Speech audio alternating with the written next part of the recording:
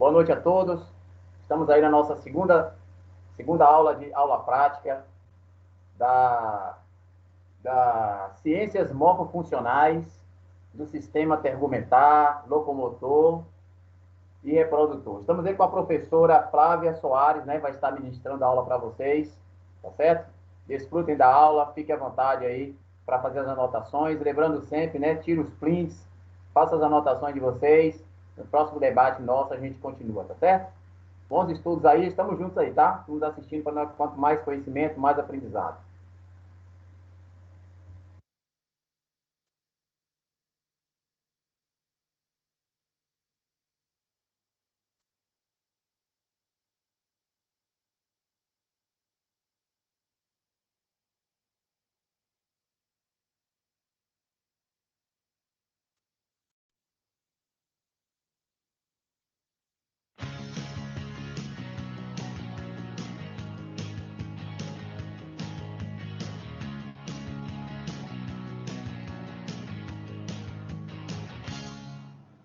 Olá, aluno!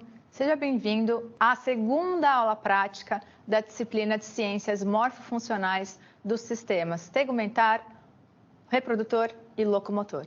Eu sou a professora Flávia Soares e vamos trabalhar nessa segunda aula prática a anatomia do sistema esquelético axial e as articulações. Então, vamos ao quadro para observar aí qual que é o objetivo da nossa aula prática. Então, a nossa aula prática de hoje é sobre os ossos do esqueleto axial. Na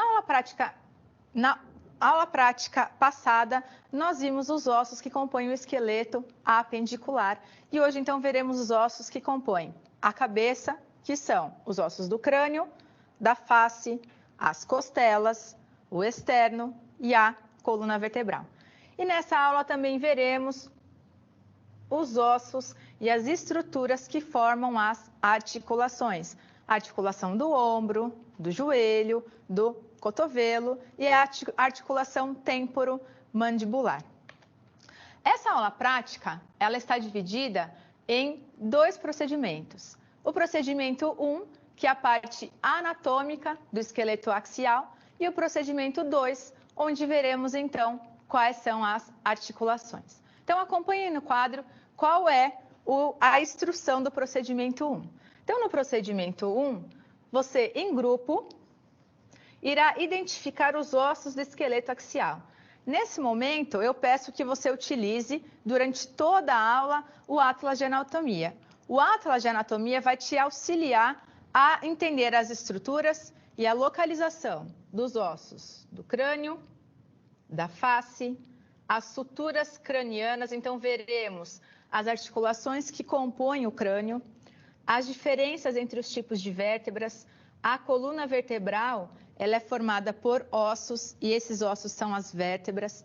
E essas vértebras, elas se diferenciam em vértebras cervicais, em vértebras torácicas, lombares, sacrais e coxígenas. Veremos os tipos de costela, as regiões do osso externo, do sacro e os principais acidentes ósseos desse esqueleto axial. O procedimento 2, veremos então as estruturas e os ossos que formam as articulações do ombro, do cotovelo, do quadril, do joelho. Bom, então para o procedimento 1, o que você fará? Os ossos, eles estará distribuído na bancada e você então observará esses ossos do esqueleto axial. Vamos ao quadro então para observar qual é o procedimento 1. Então, para reconhecer e identificar a localização e os ossos do esqueleto axial, você utilizará o Atlas de Anatomia. Veremos então um vídeo para ilustrar de maneira generalizada quais são os ossos que compõem o esqueleto axial.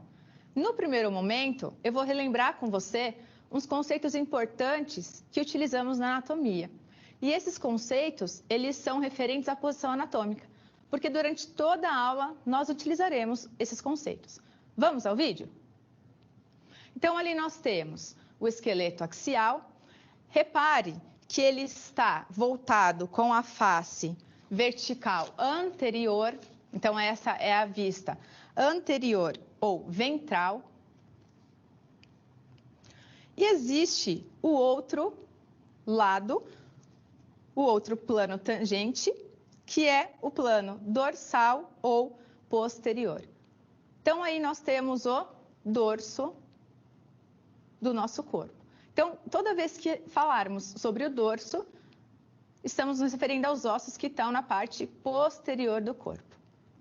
Agora, imagine uma linha que passa exatamente no meio do corpo. E ela vai, então, abrigar o umbigo e o nariz. Essa linha mediana, ela divide, então, o corpo em extremidades proximais, que é aquela parte que está mais próxima do tronco ou do seu ponto de origem, como a cabeça do úmero, a extremidade proximal da cabeça do úmero, e a extremidade distal, que é a parte mais afastada do tronco ou do seu ponto de origem. A extremidade proximal do fêmur, que é a cabeça do fêmur, e temos outro termo que é o medial, que indica as estruturas situadas mais próximas da linha mediana, que é a região mediana do nosso corpo, e lateral, que indica estruturas situadas mais próximas do plano lateral ou direito e esquerdo do corpo. Então, nós temos aí o plano lateral. E então, nós temos o esqueleto axial, formado pelo crânio, face, externo, costelas e coluna vertebral.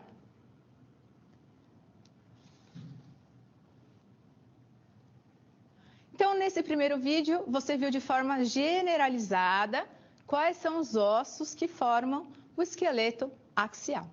Vamos, então, ao nosso procedimento 1 ainda, a segunda parte do procedimento 1. Então, vamos ao quadro para observar aí quais são os procedimentos. Neste momento, você irá identificar os ossos do crânio, os ossos da face. Por que os ossos do crânio? O crânio, ele é o arcabouço ósseo da cabeça. E ele está agrupado em duas grandes categorias, os ossos do crânio, que são 8 ossos, e os ossos da face, que temos 14 ossos. E esses ossos do crânio, eles são articulados através de suturas. Então, as suturas, elas são as articulações dos ossos do crânio.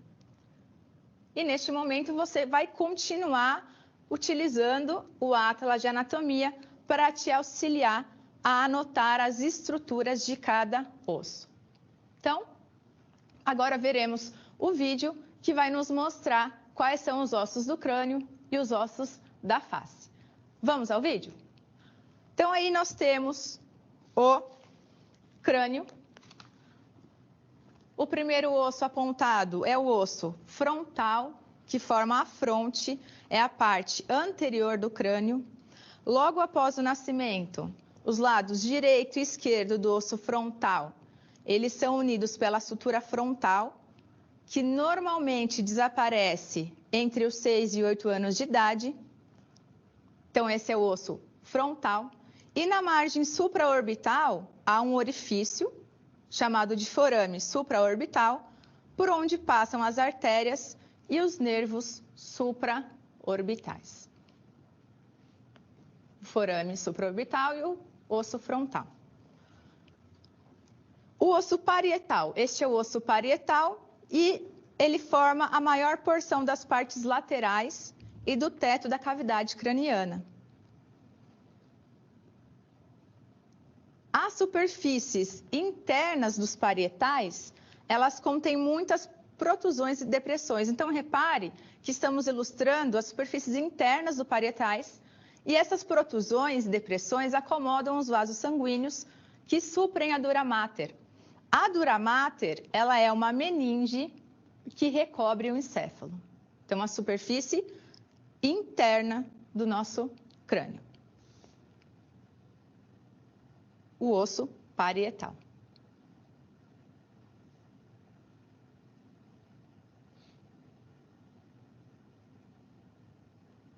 Nós vemos agora o temporal. Nós temos um par de temporais. E os temporais, eles formam as faces inferiores e laterais do crânio e parte do seu assoalho.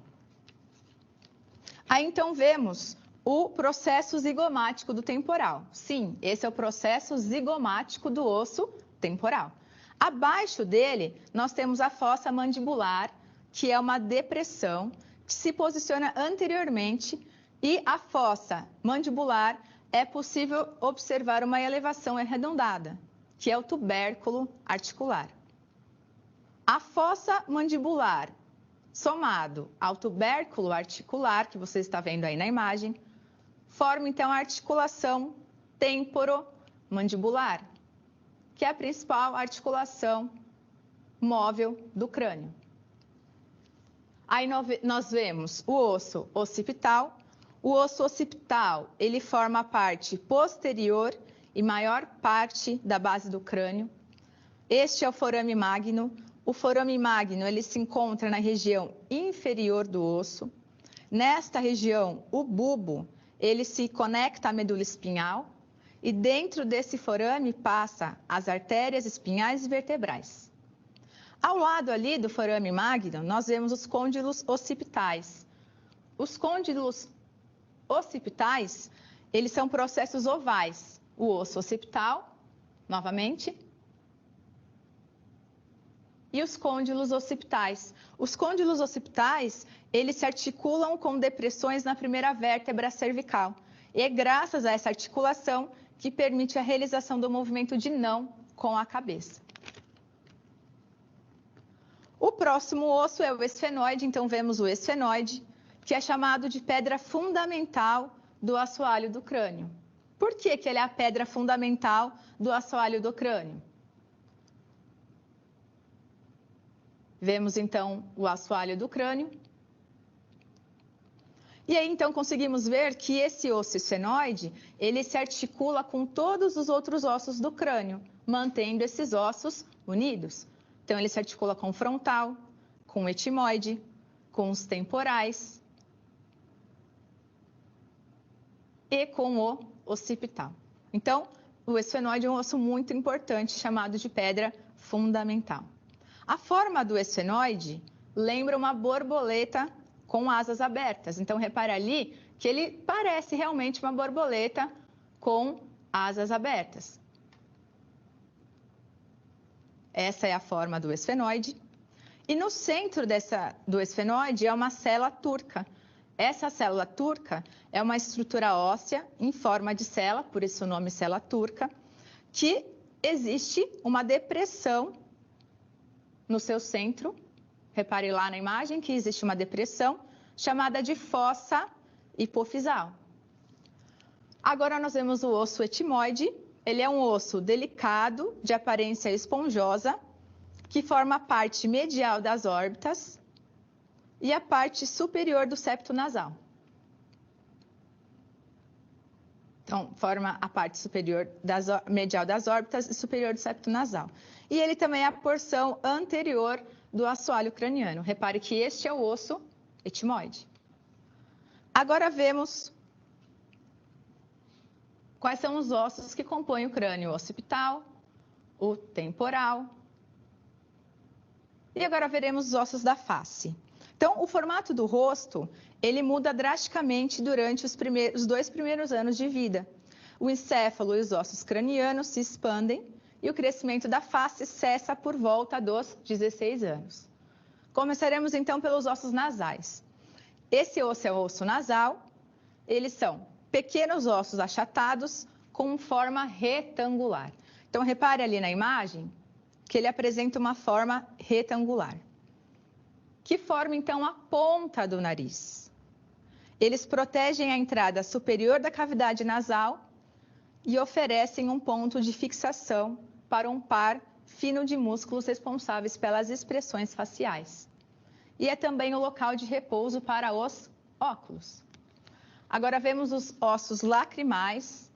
Os ossos lacrimais, eles são finos e lembram uma unha em tamanho e forma. São os menores ossos do rosto. Este é o osso palatino. O palatino em formato de L forma a parte posterior do palato duro. Então, esse é o osso palatino. Não confundam com o palato duro. O palato duro é o teto ósseo da boca, mas ele é formado pelos processos palatinos das maxilas. Então, quem forma o palato duro é o osso maxilar e não o osso palatino. Então, não confunda. Esse é o palato duro. As conchas nasais inferiores, este é o osso das conchas nasais. As duas conchas nasais inferiores estão localizadas abaixo das conchas nasais médias. São ossos individuais que estão próximas do etimoide, mas que não fazem parte do etimoide. O vômer que é um osso aproximadamente triangular no assoalho da cavidade nasal, ele se articula com o etimoide e com o esfenoide e forma a porção inferior do septo nasal ósseo. Repare aí que ele forma aí, então, o septo nasal, que é a divisória que separa a cavidade nasal em dois lados, direito e esquerdo.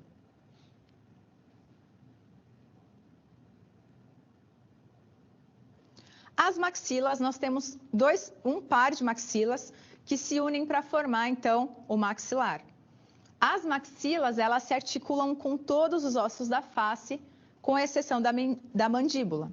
E aí nós temos, então, o palato duro, que é o teto ósseo da boca, formado pelo processo palatino da maxila.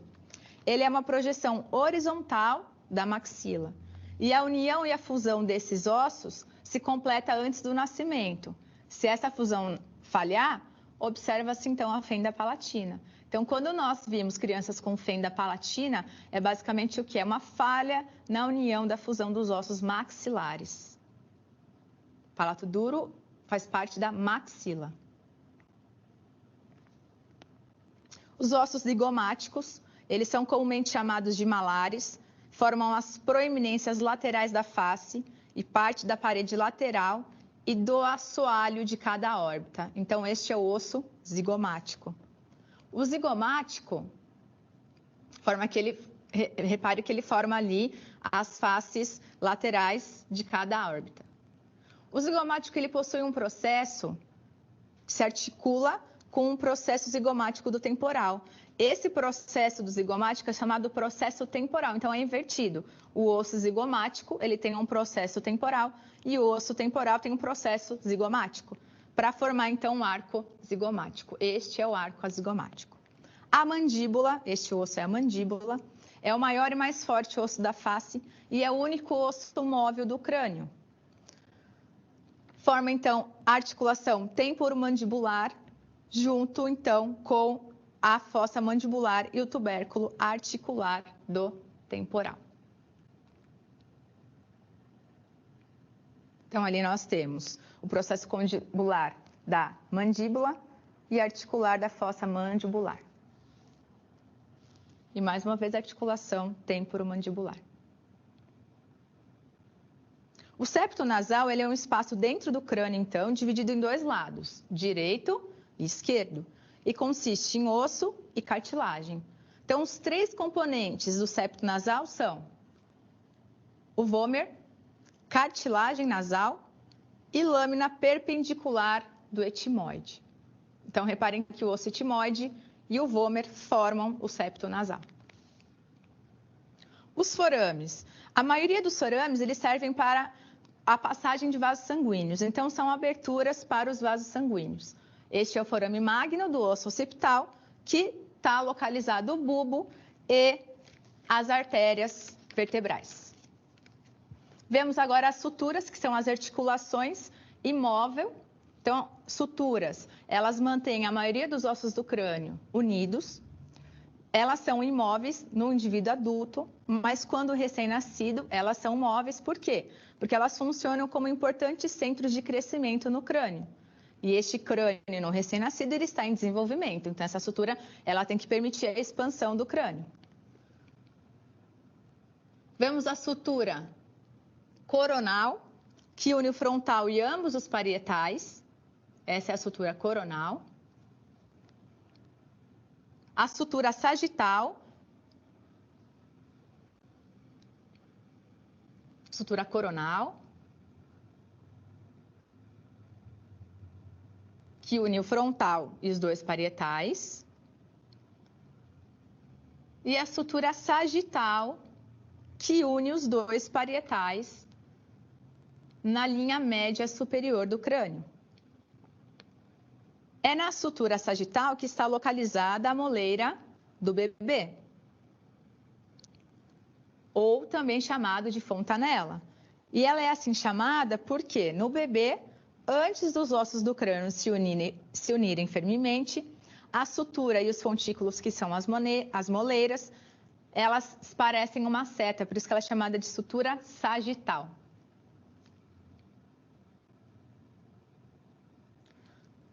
A sutura lambóidea, que une os dois parietais ao occipital, essa é a sutura lambóidea, que une os dois parietais ao occipital. E ela tem esse nome porque ela forma a letra grega lambda, por isso lambóidea.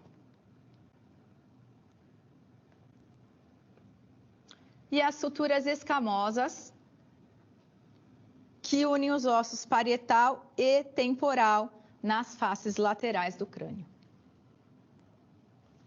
A sutura escamosa.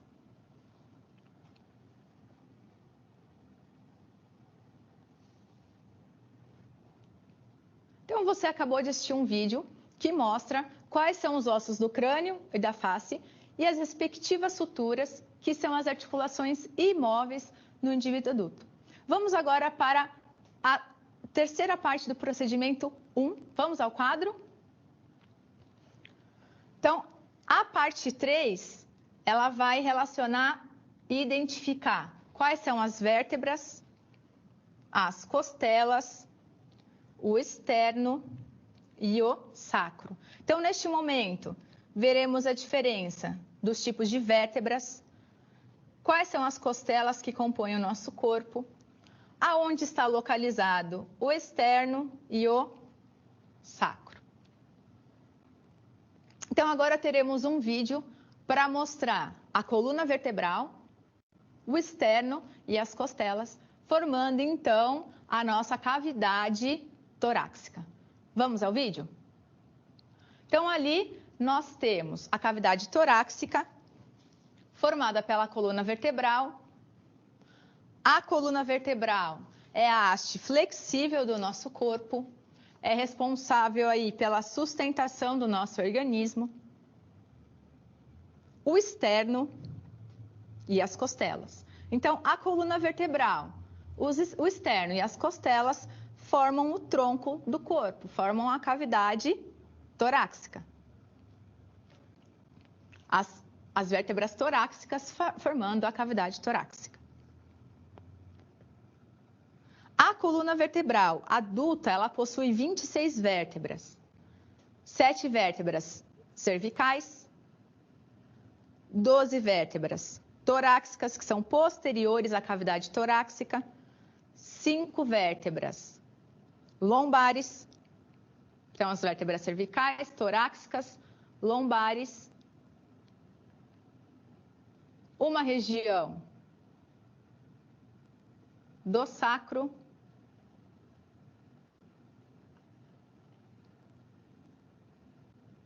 e as vértebras coxígenas formando o cóccix. Então, aí está as vértebras lombares,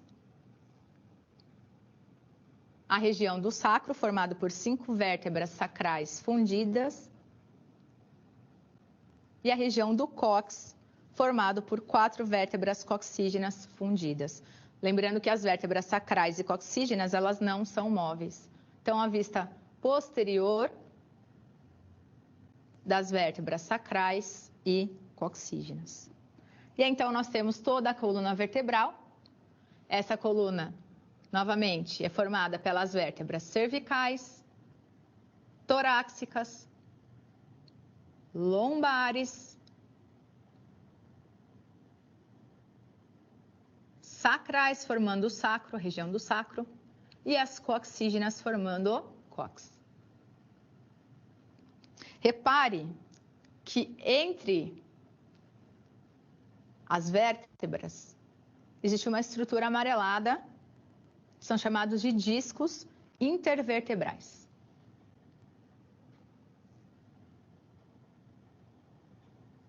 Então, a região do sacro, formado aí pelas vértebras sacrais. E a região do cóccix, formada pelas vértebras coccígenas. 4 vértebras coccígenas.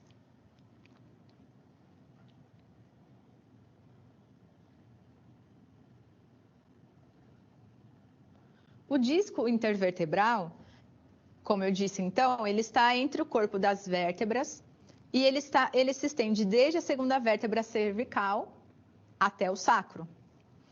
Cada disco ele apresenta um anel fibroso e uma substância interna macia e altamente elástica chamada de núcleo pulposo. As faces superior e inferior do disco são cobertas por uma fina lâmina de cartilagem hialina. Os discos eles formam as articulações fortes e possibilitam então vários movimentos da coluna vertebral, absorvendo os impactos. Sob a compressão, eles se achatam e se alargam, por isso então ele possibilita os movimentos da coluna. Você já reparou que quando você vai dormir à noite, o seu comprimento está um pouco menor? Por quê? Durante o transcorrer do dia, os discos eles se comprimem e perdem água. Consequentemente, as pessoas ficam um pouco menores à noite. E quando dormimos, como há menos compressão, ocorre uma reidratação dessa cartilagem e assim somos mais altos ao acordar. Repare também que o indivíduo idoso, durante o envelhecimento, esse núcleo pulposo ele endurece e se torna menos elástico. Por isso que o indivíduo idoso ele tende também a diminuir o seu comprimento. Então, a diminuição da altura no idoso é resultado da perda óssea dos corpos vertebrais e não da diminuição da espessura dos discos vertebrais. Então, esse é o disco intervertebral. Agora veremos então as diferenças entre as vértebras. As vértebras, na ordem, cervicais, vértebras que fazem a região do pescoço, as vértebras torácicas, que compõem a região do tórax, e as vértebras lombares, que compõem a região da lombar. Então, veremos quais são as partes de uma vértebra. Aí, então, nós temos o arco vertebral e o corpo vertebral. O arco vertebral, ele se estende para trás a partir do corpo da vértebra. Ele possui também processos, como o processo transverso, o corpo vertebral, o arco vertebral. O conjunto do arco vertebral e do corpo vertebral forma o forame vertebral. E coletivamente todos os forames vertebrais formam o canal vertebral e é dentro desse canal vertebral que está a medula espinhal. Então, repare ali que o conjunto dos forames vertebrais formam, então, o canal vertebral onde está a medula espinhal. Então, nós temos novamente a vértebra, mostrando os processos transversos. O processo transverso, ele se estende lateralmente a cada lado. O processo espinhoso, repare que esse processo espinhoso ele é único e ele se projeta para trás a partir das junções das lâminas. Esse é o processo espinhoso.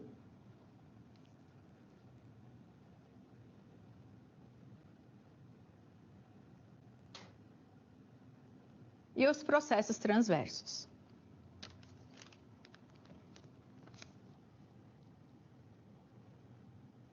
Veremos agora as duas vértebras cervicais. Então, as vértebras cervicais, elas são encontradas na região do pescoço e são as menores que as outras vértebras que formam a nossa coluna vertebral, com exceção do cóccix. Elas possuem, então, um corpo vertebral pequeno, exceto a primeira vértebra, A Atlas, que não tem, repare que ela não tem corpo vertebral. Então, ela não tem esse corpo vertebral. E apresenta um processo espinhal bífido. Repare que ele tem duas projeções. Então, ele se ramifica em duas projeções, chamado, então, de processo espinhal bífido.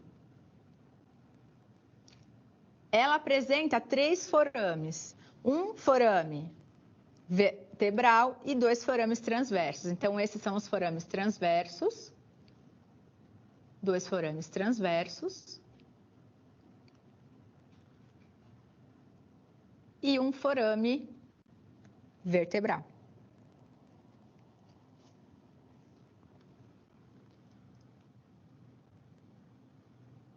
As duas primeiras vértebras cervicais, elas são consideravelmente diferentes das outras. Veremos então a primeira, que é a Atlas, chamada C1. E essa é a Ax, chamada C2. Então, a Atlas. A Atlas é a primeira vértebra cervical, logo abaixo do crânio. Repare que ela não tem corpo vertebral, então ela é um anel ósseo com arcos. E esses arcos são grandes e tem massas laterais. Ela também não apresenta nem corpo e nem processo espinhoso. Então, a Atlas é uma vértebra diferenciada.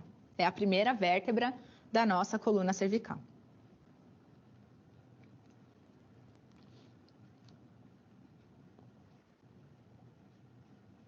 A vértebra Atlas. Então, ela não tem processo espinhoso. A axis, que é a segunda vértebra cervical, ela apresenta o corpo vertebral. Este é o corpo vertebral. E um processo chamado dente, os processos transversos com os forames. E um processo chamado dente odontoide. Esse processo ele se projeta pela parte superior do forame vertebral do Atlas. E ele serve de eixo em torno do qual a cabeça faz a rotação, possibilitando então fazer com a cabeça o movimento de não.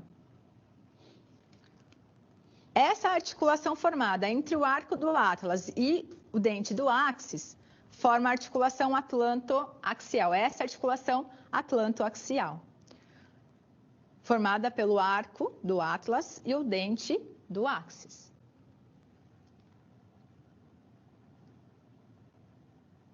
Agora veremos as vértebras torácicas. As vértebras torácicas, elas são encontradas na região do tórax e elas se articulam com as costelas. Repare que elas são vértebras com um corpo vertebral maior e mais forte do que as vértebras cervicais. Este é o corpo vertebral. E o processo espinhoso, ele não é bifurcado. Então, repare na imagem que ele se apresenta descendente pontiagudo e não possui bifurcações. Ela possui no seu processo transverso, chamado fóveas costais. Essas fóveas costais, elas se articulam com as costelas nas superfícies articulares. Então, esses processos transversos com as fóveas costais permitem, então, a articulação das vértebras torácicas com as costelas.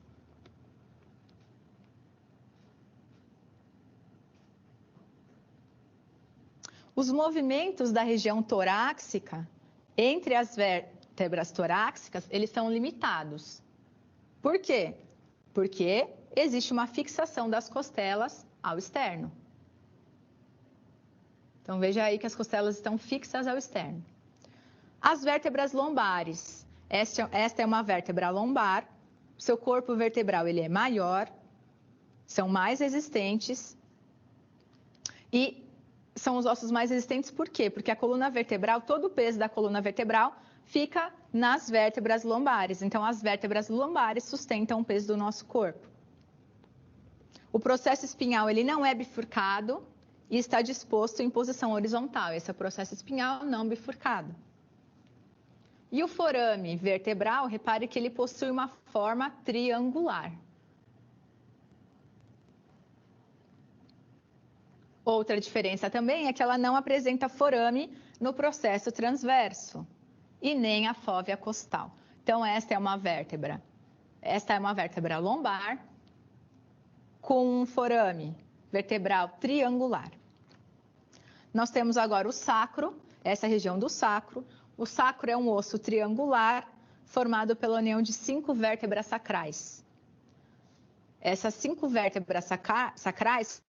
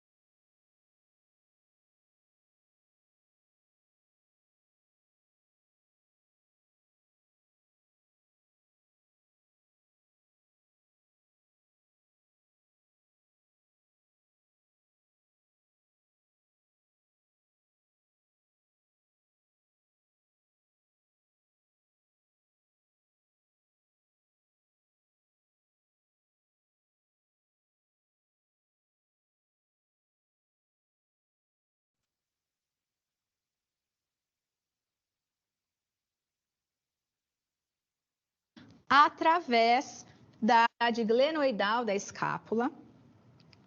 Ele é chamado de articulação gleno-humeral.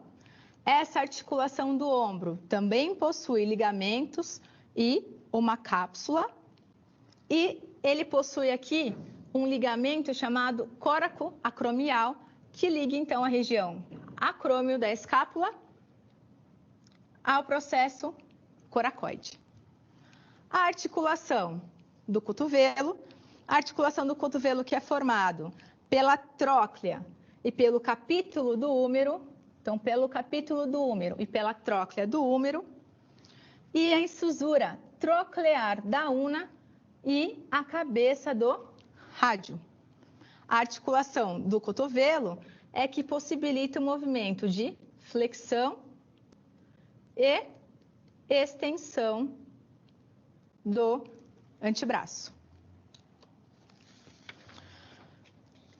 A articulação do quadril, que é formada pela cabeça do fêmur e pelo acetábulo do osso do quadril, é uma articulação grande. E para finalizar, a articulação do joelho, que é a maior e mais complexa articulação do nosso corpo, que possui a articulação tíbio-femoral, que é uma articulação entre a tíbia, formada pela tíbia e pelo fêmur, e uma articulação fêmoro-patelar, formada entre o fêmur e a patela. Então, os ossos que estão envolvidos na articulação do joelho, basicamente são o fêmur, a patela e a tíbia. Possuindo também os meniscos, que são discos de fibrocartilagem entre os côndilos tibial e femoral. Possuindo também os ligamentos acessórios, como o ligamento colateral lateral e ligamento cruzado anterior. Então, essa aula prática, nós conseguimos visualizar todos os ossos que compõem o esqueleto axial, as articulações do corpo e, por fim, finalizamos a nossa aula vendo, então, esse breve resumo sobre todo o conteúdo que vimos durante essa aula prática. Até a nossa próxima aula, nos vemos daqui um instante.